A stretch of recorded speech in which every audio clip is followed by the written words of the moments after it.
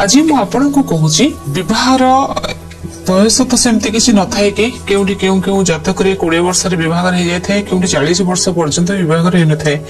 विवाहर आमे साधारणतः जातक रो सप्तम भाव को देखि थाउ एवं द्वितीय भाव को मध्य देखि थाउ। द्वितीय भाव होची हमर कुटुंब बढ़िबो, कुटुंब परिवार एवं ता सहित सप्तम सप्तम एवं द्वितीय ए होची हमर विवाहर स्थान। ए विषय मु केबे परे आलोचना करबी, किंतु आज मु आपन को कहूची जदि बयस 30 वर्ष हे जाईछि किंतु आपनकर बाहागर हेई पारुनी, कोनोसी प्रकार रो बाधा आसुची, किछि भी बाधा होउना काहे कि बाहागर होउनी माने किछ तो गोटे बाधा आसुथिबो। आपन कोन करिवे कोनोसी शुक्ल पक्षर गुरुवार ठारू गुरु पुष्या तो बहुत कम पड़े। जदि गुरु पुष्या तिथि रे आपण गुरु पुष्यार नक्षत्र रहउची माने पुष्या नक्षत्र रे चंद्रमा कर्कट राशि रे थिबे एवं गुरुवार हेतिबो ता होची गुरु पुष्या। जदि गुरु पुष्या तिथि रे आपण गुरु पुष्यार नक्षत्र रे आपण ए कार्य को करूछंती ये बहुत शुभ हेते। वर्ष रे तो मात्र 3टा 4टा कि 5टा गुरु पुष्या आसी थे। जदि सेटा न हे पारुछि आपण जदि पूर्णिमा रे गुरुवार पड़िला, जदि गुरु पुष्या न हैला तेबे पूर्णिमा रे जदि गुरुवार पडुछि तेबे भी यह शुभ रहिबो। जदि पूर्णिमा न पडुछि तेबे हमें कोन करिबा शुक्ल पक्षर प्रथम गुरुवार रे आपण ए कार्य को आरंभ करिवे। गोटे कदली पत्र आनिबे, कदली पत्र रो आपण निजे गुरुवार रो स्टार्ट करिवे। ए प्रक्रिया को आपण आरंभ करिवे।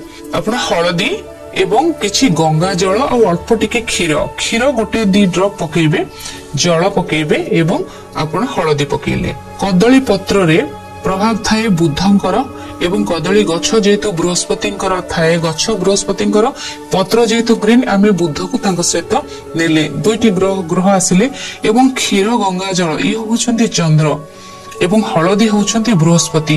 जेतेबेले चंद्रंक सहित आमे क्षीर को बा हळदी को आमे मिक्स करूछन्ती सेतेबेले गजकेशरी योग आसी जाय थाय, माने चंद्र बृहस्पति को आमे बलवान करदेले से जगह तांको एकाठी कले। या बहुत शुभ होय थाय। जातकर गजकेशरी योग तो सबुठु अति शुभ योग, बहुत योग अछि, बहुत सह सह योग अछि, किंतु गजकेशरी योग अति शुभ। बृहस्पति चंद्रंकर ए योग आमे हळदी सहित क्षीर को मिक्स करदेले।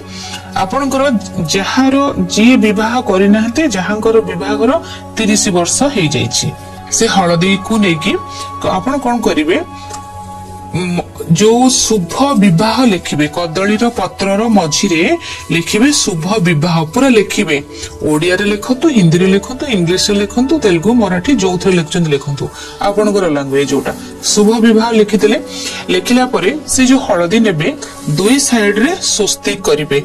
मन रखि थांतो सब बेले स्वस्तिक को आपण स्वस्ति को नॉर्मली कोन करंती एमती कर दियंती, तापर छक्की पके दियंती, तापर तांकर चारि बाहु बाहर करंती। सेमती केबे स्वस्ति को क्रॉस करा जाय नाही। केबे एमती सीधा घर टान देबे तापर उड छक्की मार देबे, से जगह तो से क्रॉस हे गेले। सेमती आपण स्वस्ति करिवेनी, स्वस्ति को एमती करिवे, एमती करिकी स्वस्तिक नेबे, तापर तांकर बाहु करिवे। स्वस्ति करिकी चारि कोण रे टीका लगै देले। आपण 2 साइड रे 2टा स्वस्ति कले, मझरे लिखले शुभ विवाह। गुरुवार ठारो आरंभ कले। आपण से दिन कोन करिवे, आपण खिचड़ी बनेइबे, हळदिया खिचड़ी करिवे। खिचड़ी डालमा भजा जहा करचंती, नॉन वेज तो कदली पत्र रे खाया कथा न, नॉन वेज को अवॉइड करिवे। हळदी रंगर खिचड़ी करिवे। खिचड़ी डालमा जहा डाली जहा आपन घरे हेची आपण सेई कदली पत्र रे खाइबा आरंभ करिवे।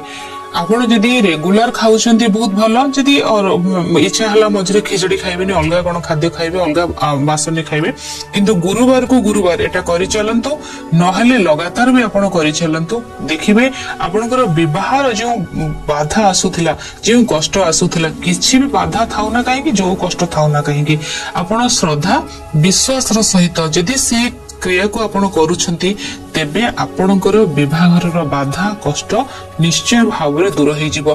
प्रत्येक कार्य आमे जो करंती प्रत्येक कार्यर फल थाए, तेबे एटा भी तो आमे श्रद्धा से विश्व आपणकर बिलीफ सिस्टम जेते स्ट्रांग हबो आपणकर कार्यटा सेते सफल हबो। मन भीतर आमे अविश्वास नहीं जदि आमे किछि कार्य करछंती सेथरे आमे केबे भी सफल हबानी। जहाँ भी करंतु ना कहीं सबरे मूल रे विश्वास रे ही भगवान थांती। एवं ता सहित आपण श्रद्धार सहित करंतु किछि तो खर्च करबा को पड़िबनी खाली आपनकर बिलीफ सिस्टम को स्ट्रांग करिवार अछि आ विश्वास से जगह देबे देखिबे आपनकर व्यवहार कष्ट दूर हे जिवो विवाह जदि हो नथला किछि बाधा आस्तला या दूर हे जिवो आज समय ही जायछि भाग्य दर्शन कार्यक्रम को एठी रखुछि विदाय नउछि नमस्कार।